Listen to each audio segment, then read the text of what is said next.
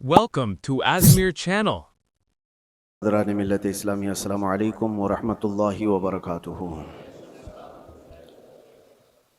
الحمد للہ الحنان المنان الذي خلق الانسان وعلمه البيان، والصلاة والسلام على رسوله سید الانس والجان وعلى آلہ واصحابہ ذوی الخیر والاحسان، اما بعد فاعوذ باللہ من الشیطان الرجیم، بسم اللہ الرحمن الرحیم۔ ومن نعمره ننکسه فی الخلق افلا یعقلون، صدق اللہ مولانا العظیم۔ بارگاہ رسالت مآب صلی اللہ علیہ وسلم میں درود پاک کا ہدیہ پیش کریں۔ اللہم صلی علی سیدنا و مولانا محمد معدن الجود والکرم وآلہ واصحابہ الکرام وابنہ الکریم وبارک وسلم صلاة دائمة سرمدا ابدا۔ قرآن عظیم میں اللہ عز و جل ارشاد فرماتا ہے، سورہ یاسین کی یہ آیت ہے، ہم جس کو لمبی عمر دیتے ہیں اس کو اسی حالت کی طرف لوٹا دیتے ہیں جس میں وہ پہلے تھا۔ یعنی میں آیت کا مفہوم عرض کر رہا ہوں، انسان کی شروعات جو ہوتی ہے بچپنے سے، بچہ ہے، بچہ جس کیفیت میں بڑا ہوتا ہے، جوان ہونے کے بعد ایک پورا انسان نظر آتا ہے۔ بچے کو پورا انسان نہیں کہا جاتا، اس کی عقل بھی کم ہے، اس کی سمجھ کم ہے، اس کے چلنے پھرنے میں کمزوری ہے، کھانے پینے میں مکمل نہیں ہے، لیکن جب بوڑھا ہوتا ہے تو اس کو واپس بچپنے کی طرح بنا دیا جاتا ہے۔ انسان کی زندگی جہاں سے شروع ہوئی اسی طرف واپس آ جاتی ہے۔ اب اس آیت کی تفسیر میں علماء اعظام، مفسرین اعظام نے فرمایا ہے کہ ایک حالت سے دوسری حالت کی طرف پھیر دیا جانا، اس کو ننکسہ فی الخلق کہا جاتا ہے۔ سورہ یاسین کی جو آیت میں نے آپ کے سامنے پڑھی، ہماری زندگی جیسے شروع ہوئی، بچپنے میں دانت نہیں تھے، صرف دودھ پی سکتے تھے اور کوئی ہارڈ غذا نہیں کھا پاتے ہیں۔ بچپنے میں ہاضمہ اتنا مضبوط نہیں تھا کہ گوشت مچھلی سب کھا لیں، وہ نرم غذا کھاتا۔ بچپنے میں وہ خود سے چل نہیں پاتا تھا، کسی کے سہارے کی ضرورت ہوتی تھی۔ بچپنے میں بولنے میں تتلاہٹ آتی، صاف صاف الفاظ نہیں بول پاتا۔ چھوٹا بچہ ایک سوال کو بار بار کرنے لگتا ہے، اسی چیز کو بار بار پوچھتا ہے۔ چھوٹا بچہ کبھی کبھار خود سے پیشاب پاخانہ کر لیتا ہے، اسے احساس نہیں ہو پاتا بستر میں، اس کی صفائی کے لیے اس کے ساتھ کسی کی ضرورت ہوتی ہے۔ اب ہم آتے ہیں بچپنے سے جب بڑا ہوا، جوانی میں یہ ساری چیزیں اس کی پرفیکٹ ہو گئیں، لیکن جیسی بوڑھاپے کو پہنچا پھر سے وہی حالت پر آیا کہ اب بوڑھا بھی دانت گرنے کی وجہ سے ہارڈ چیزیں کھا نہیں پاتا۔ بوڑھے کو بھی نرم غذا دینی پڑتی ہے، بوڑھے کا بھی ہاضمہ مضبوط نہیں ہوتا کہ ہر چیز وہ ہضم کر لے جائے۔ بوڑھے کے اندر بھی اب کسی کے سہارے کی ضرورت آ گئی، اتنی کمزوری آ گئی کہ خود سے کھڑا ہو کر کے چل نہیں سکتا، کسی کے سہارے کی ضرورت ہے۔ بوڑھے کے اندر بھی بھولنے کی عادت آ گئی، بوڑھے کے اندر بھی ایک چیز کو بار بار پوچھنے کی عادت آ گئی جو بچے کے ساتھ تھی۔ بوڑھے کے اندر پھر وہ مقام بھی آ گیا کچھ بوڑھوں کو کہ پیشاب پاخانہ نکلنے لگا اور ان کو پتہ بھی نہیں چل پا رہا ہے، کنٹرول ختم ہونے لگ گیا جسم کا، بستر پر ان کے پیشاب پاخانے بھی ہو گئے۔ بہت سارے بوڑھوں کے ساتھ یہ معاملہ ہوتا گیا۔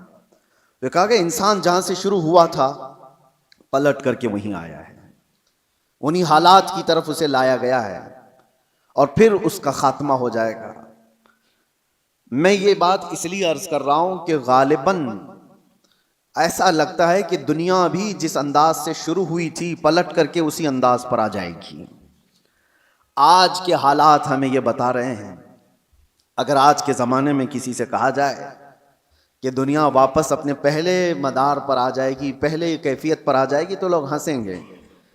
دنیا کی پہلی والی کیفیت یہ ہے، زمین میں بیج بو، فصل آئے تو اناج نکالو، چکی میں آٹا پیسو اور روٹی بناؤ اور کھاؤ۔ نہ کوئی مشین کا تصور، پتھروں کو ٹکرا کر کے آگ جلاؤ اور دیے روشن کرو اور گھر کو اسی سے اجالا کرو، یہی پہلی کی کیفیت تھی۔ کپڑے اپنے ہاتھ سے سلو، باقی کوئی چیز نہیں تھی۔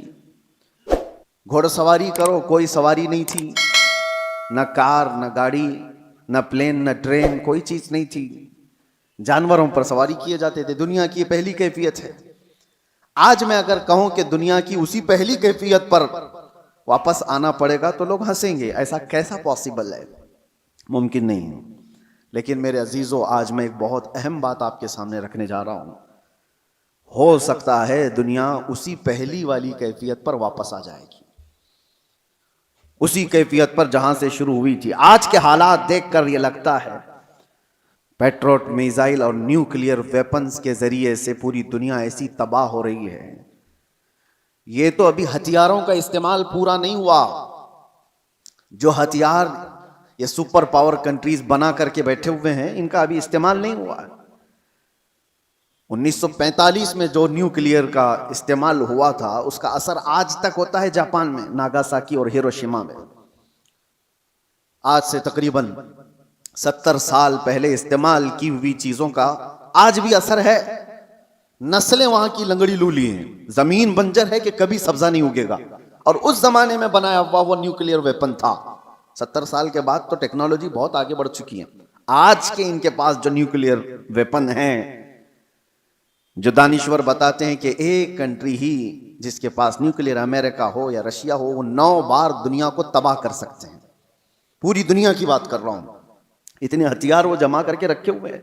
ان کا تو ابھی استعمال نہیں ہے، بڑے بڑے میزائل کا بھی استعمال نہیں۔ لیکن میں آپ کو جو بات چھیڑا کہ کیا دنیا واپس اپنے پہلی کیفیت پر آئے گی، میں آپ کو بہت کوئی پیشن گوئی کرنے والا، پریڈکشن کرنے والا، اس انداز میں بھوشمانی کرنے والا اس انداز سے نہیں بتا رہا ہوں۔ قرائن اور قیاس، آج ایک ہی انرجی پر آپ کی روک لگا دی جائے تو دنیا میں ہماری زندگی ٹھپ پڑ سکتی ہے۔ آپ کو پتا ہے تیل اور گیس کے معاملات میں آج دنیا جوجھ رہی ہے۔ صرف یہ انڈینز کا مسئلہ نہیں ہے، تقریباً دنیا کا۔ اور آپ کو اندازہ ہونا چاہیے یہ جو جنگ چل رہی ہے امریکہ، ایران، اسرائیل کے بیچ میں، سب کو خبر ہے، تقریباً آج انٹرنیٹ سے سب لگے ہوئے ہیں اور خبریں لیتے رہتے ہیں۔ ایران کے پاس ایک ہرمز اسٹریٹ ہے جس سے سارے شپس گزرتے ہیں۔ دنیا وہاں سے اپنے تیل اور گیس اور فرٹیلائزر کی کھپت کرتی ہے، لیتی ہے، دیتی ہے۔ لیکن حیرت کی بات یہ ہے پوری دنیا وہاں سے جو ٹریڈ کرتی ہے وہ صرف 25% ہے، 75% نہیں، 25% وہاں سے تیل دنیا کا آتا ہے۔ مجھے حیرت اس بات کی ہوتی ہے کہ ایران نے صرف 25% پہ روک لگائی تو ابھی دنیا اس کی حالت یہ ہے، صرف ابھی 20-25% کو روکا گیا ہے، سپلائی چین رک گئی ہے، تو ابھی سے لوگ پینک ہونا شروع ہو چکے ہیں۔ یہ تو ابھی آپ کو اندازہ نہیں، چند دنوں کے بعد جو حالات آنے والے ہیں، اللہ ہی خیر کرے۔ شاید ہم لوگ لاک ڈاؤن سے بھی بری حالت کی طرف جا سکتے ہیں، اللہ بچائے۔ یہ تو صرف 25% پر اگر کسی نے روک لگائی ہے تو دنیا پینک ہو رہی ہے۔ میرے عزیزو، وہ وقت آئے گا، میرے آقا صلی اللہ تعالی علیہ وسلم نے جو قیامت کے قریب ہونے والی نشانیاں بیان فرمائی، اس میں سے بڑی نشانیوں میں ایک نشانی یہ بھی ہے کہ قتل اور خون ریزی بہت بڑھ جائے گی، اتنی زیادہ کہ ایک باپ کی اگر 100 اولاد ہیں تو 99 مر جائیں گے اور ایک بچے گا۔ قتل اور حرج اتنا بڑھ جائے گا۔ مال کی کثرت ہو جائے گی، یہ بھی حدیث پاک میں ہے، جو قیامت کی نشانیاں ہیں اس میں۔ اور یہ جو حالات ہیں، ابھی کسی نے ایک حدیث بھی سوشل میڈیا پر نشر کر کے بہت وائرل کیا تھا، اس پر بھی میں آپ سے گفتگو کروں۔ ایک حدیث ملتی ہے، اذا رأیتم عمود احمر قبل المشرق، جب ایسٹ کی طرف سے، اب یہ تو ایریا پورا میڈل ایسٹ ہی ہے، مشرق کی طرف سے تم آگ کا ستون دیکھو تو حضور فرماتے ہیں فَادَّخِرُوا طَعَامَ سَنَتِكُمْ، تو اپنے 1 سال کا کھانا جمع کر لو۔ اور اس میں حدیث میں یہ بھی کہا گیا ہے اذا رأیتم عمود احمر، عمود نار احمر، ایسا حدیث کے الفاظ ہیں، فی شہر رمضان، حدیث میں یہ ملتا ہے کہ رمضان کے مہینے میں جب مشرق کی طرف تم آگ اگلتی ہوئی دیکھو تو اپنے سال بھر کا کھانا پانی جمع کر لو. اب ایک طرح سے اس حدیث پر جو کلام ہے وہ بھی میں عرض کرتا ہوں. اکثر ائمہ اکرام نے اس حدیث کو ضعیف قرار دیا ہے، اور ضعیف احادیث بہت ساری اعمال میں مقبول ہوتی ہیں، لیکن جن ائمہ نے اس کو ذکر کیا، اب اس کی تشریح ہم یہ نہیں کہتے کہ جس آگ کا اور جس ستون کا ذکر آیا ہے وہ یہی جنگ کے متعلق ہے اور یہی ایران سے نکلنے والی آگ کا ہے، یہ ہم یقین کے ساتھ نہیں کہتے، لیکن الفاظ یہ ملتے ہیں کہ مشرق کی سمت سے اگر تم آگ کا مینار دیکھو، یہ میزائل جب اڑتے ہیں تو یہ آگ کا مینار ہی بن جاتے ہیں، آگ کا ستون بن جاتے ہیں.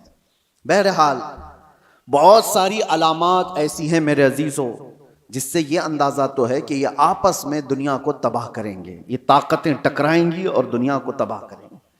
عام لوگوں کی موت کثرت سے ہوگی، بڑے لوگ اپنی اپنی سیکیورٹی اور اپنی حفاظت کا انتظام کر کے بیٹھے ہوں گے. عام انسانوں کو مرنے کے لیے چھوڑ دیا جائے گا. جنگوں میں سب کی تباہی ہے. کہنے کو تو امریکہ کل اعلان کر دے گا کہ ہم جیت گئے. جیت کس بات کی ہے؟ کیا انسانوں کے ہزاروں قتل کے بعد کوئی جیتتا ہے؟ ادھر بھی قتل ادھر بھی قتل، اور انسانوں کی موت کے بعد وینر کس کو کہا جاتا ہے؟ یہ تو صرف اور صرف اپنے نفس کو بڑا بنانے کا ایک ذریعہ ہے، باقی جیت کسی کی نہیں ہوتی. جنگوں میں مرتے ادھر بھی ہیں، مرتے ادھر بھی ہیں. ہاں اتنا ہے کہ ادھر کم مرے ادھر زیادہ مرے، لیکن موت تو ہے. تو ناحق جو لوگوں کا قتل ہوتا ہے اور انسان اس میں مارے جاتے ہیں، یہ صرف اور صرف طاقتوں کے ٹکراؤ سے ہے. میں آپ سے ایک بات عرض کر رہا ہوں، اندازہ کرو کہ اگر دنیا نے تمہارے سپلائی چین کی نس کو تھوڑی دیر کے لیے روک لیا تو تم کیا کرو گے؟ ایک وقت وہ آئے گا جب مخبر صادق صلی اللہ تعالی علیہ وسلم نے فرمایا قحط اتنا زیادہ ہو جائے گا کہ لوگ ایک دوسرے کا گوشت کھانے کی کوشش کریں گے. قحط سالی ایسی آ جائے گی. ساری قحط سالی کس کو کہتے ہیں؟ قحط. ایک حدیث میں تو ملتا ہے کہ دجال کے آنے سے 3 سال پہلے پہلا سال ایسا ہوگا کہ زمین 1/3 حصہ سبزہ اگانا روک دے گی اور آسمان 1/3 حصہ بارش برسانا چھوڑ دے گا. اور دوسرا سال ایسا آئے گا کہ زمین آدھا حصہ سبزہ اگانا چھوڑ چکی ہوگی اور آدھا حصہ آسمان بارش برسانا روک دے گا. اور تیسرا سال ایسا آئے گا کہ زمین پورا حصہ سبزہ اگانا چھوڑ چکی ہوگی اور آسمان پورا ہی بند ہو چکا ہوگا، کوئی بوند قطرہ نہیں گرے گا بارش کا. اور اس وقت لوگ قحط میں ایسے مبتلا ہوں گے کہ ان کے پاس کھانے پینے کی کوئی چیز نہیں رہ جائے گی. یہ تو دجال کے ظہور سے پہلے کی علامت بتائی گئی ہے، لیکن کچھ روایات میں آپ کے سامنے یہ بھی رکھتا ہوں. جن چیزوں کے ہم ہیبیٹیٹ ہیں، عادی ہیں، ان چیزوں کے استعمال پر اگر روک لگی تو ہماری زندگی اتھل پتھل ہو جائے گی. آپ کو صرف ایسا لگتا ہے کہ گیس اور تیل کے رکنے سے کیا ہوگا، کسی انرجی انفراسٹرکچر پر حملہ ہونے سے کیا ہوگا. میرے عزیزوں، آج جس سچویشن میں ہم ہیں ہماری زندگیاں پوری الٹ پلٹ ہو جائیں گی. ہم وہ لوگ نہیں ہیں جو چکی پیس کر کھانے والے تھے، آج مشینوں کے دور میں جینے والے لوگ ہیں. تمہارے پاس ایک چمچ مسالہ بھی بغیر مشین کے پیسا ہوا نہیں ہوتا. ہر چیز کے لیے تمہیں انرجی کی ضرورت ہے، ہر چیز کے لیے تمہیں کرنٹ اور تیل اور گیس کی ضرورت ہے. ایسی عادت ہمیں آج لگی ہوئی ہے. ہمارا کوئی کھانا بغیر مشینوں سے گزرا ہوا نہیں آتا، کوئی کھانا. ہاں صرف اور صرف قدرتی پھل فروٹ کھا لیے تو الگ بات ہے، باقی سارے جو کھانے کے جو ہمارے عادات ہیں یہ بغیر انرجی پروسیس سے نہیں آتے ہمارے پاس. کل کو جب یہ سواریاں رک جائیں گی، جب یہ نقل و حمل ایک جگہ سے دوسری جگہ جانے کے ٹرانسپورٹ اور کمیونیکیشن سب رک جائے گا تو لوگوں کے اندر کا ایک پاگل پن باہر آئے گا. یہ تو یہ ابتدا ہے. دوسری ایک چیز، آج سے تقریباً 9 سال قبل میں نے ایک بیان میں عرض کیا تھا، کرپٹو کرنسی کا جو یہاں پر دنیا میں رواج لانے کی کوشش کی جا رہی ہے، اس سے کیا ہونے والا ہے. ایک بات میں آپ کو بتاؤں، ان قریب ایسے حالات آئیں گے کہ آپ کا مال و دولت سب ختم کر دیا جائے گا. آپ کے جیب میں جو یہ سکے اور پیسے ہیں ایک دن یہ سب نکل جائیں گے. ویسے بھی ابھی آدھے سے کم رہ گئے آپ کے پاس. آپ کی جو دولت ہے وہ سب آپ کے بینکوں میں ہے اور آپ موبائل لے کر کے گھومتے ہیں یا اے ٹی ایم کارڈ لے کے گھومتے ہیں.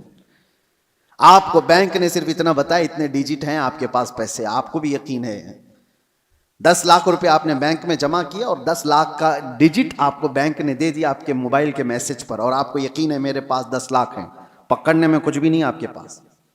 اور نہ ہی روز جا کر کے آپ بینک کا مشاہدہ کر رہے ہیں کہ میرے جو نوٹ دیا تھا وہ ہیں کہ نہیں ہیں کہ نہیں ہیں. آپ کو اس سے کوئی مطلب نہیں. بینکوں نے آپ کو ایک ضمانت دے دی کہ آپ کے اتنے پیسے ہمارے پاس ہیں. ضمانت کیا ہے؟ صرف میسج ہے, وہ ڈیجٹ ہے, وہ نمبرز ہیں. انہی نمبرز پر دنیا جی رہی ہوگی. ابھی یہ رواج اور بڑھتا جائے گا. آپ جو کیری کرتے تھے سکے اور نوٹ وہ بھی ختم کر دیے جائیں گے. کچھ نہیں ہوگا کسی کے پاس, اور سارا ٹرانزیکشن آپ کا جو چلتا ہے وہ انٹرنیٹ سے چلتا ہے. جس دن انٹرنیٹ کو شٹ ڈاؤن کر دیا جائے گا سارے کے سارے فقیر ہوں گے, کسی کے پاس کچھ نہیں ہوگا. ان کے ہاتھوں میں نہ کوئی رقم ہوگی نہ کوئی پیسہ ہوگا, کیونکہ سب کچھ ان کو بتایا گیا تھا کہ بینک میں اتنے ڈیجٹ ہیں ہمارے پاس. اس کی کیا شیورٹی ہے کہ کبھی انٹرنیٹ بند نہیں ہوگا؟ اس کی کیا گارنٹی ہے؟ میرے عزیزو, اسی لیے پہلے کے دور میں لوگ درہم اور دینار رکھتے تھے. درہم اور دینار کیا ہوتے ہیں؟ درہم چاندی کا سکہ ہوتا تھا اور دینار سونے کا سکہ ہوتا تھا. حکومتیں چاہے جتنی بھی بدل جائیں, دینار کو آپ میلٹ کرتے تو سونے کی ویلیو ہمیشہ رہتی, چاندی کی ویلیو ہمیشہ رہتی. لیکن یہودیوں نے درہم اور دینار کو ہٹا کر کے کرنسی نوٹ لائے. کاغذ کے ٹکڑے جو آج ہماری جیب میں ہیں, 100 کا ہے, 200 کا ہے, 500 کا ہے, 2000 کا, جو بھی نوٹ ہیں, ڈالر ہو کہ یورو ہو کہ پاؤنڈ ہو کہ روپیہ ہو, سب کاغذ پہ ہیں. اور اس کاغذ کی ویلیو صرف اس لیے ہے کہ گورنمنٹ نے کہا ہے اس کی اتنی قیمت ہے, اور جس رات کو اعلان کر دے کہ کل سے یہ نوٹ نہیں چلنے والی, وہ سارے کچرے کے بہاؤ میں بھی نہیں جاتے. وہ کاغذ کے ٹکڑے ہیں, ردی پیپر ہو جائیں گے جس دن اعلان ہو جائے. اور ہو چکا ہمارے ہاں. تو ایک بار رات میں اعلان ہو گیا کہ 500 کے نوٹ, 1000 کی نوٹ بند ہو گئی, ختم ہو گیا. وہ پیپر کہاں ہیں آج؟ یا اس وقت کے 2016 سے پہلے کے وہ 500 1000 کی نوٹ لے آؤ, آپ کو پکڑ کے لے جائیں گے.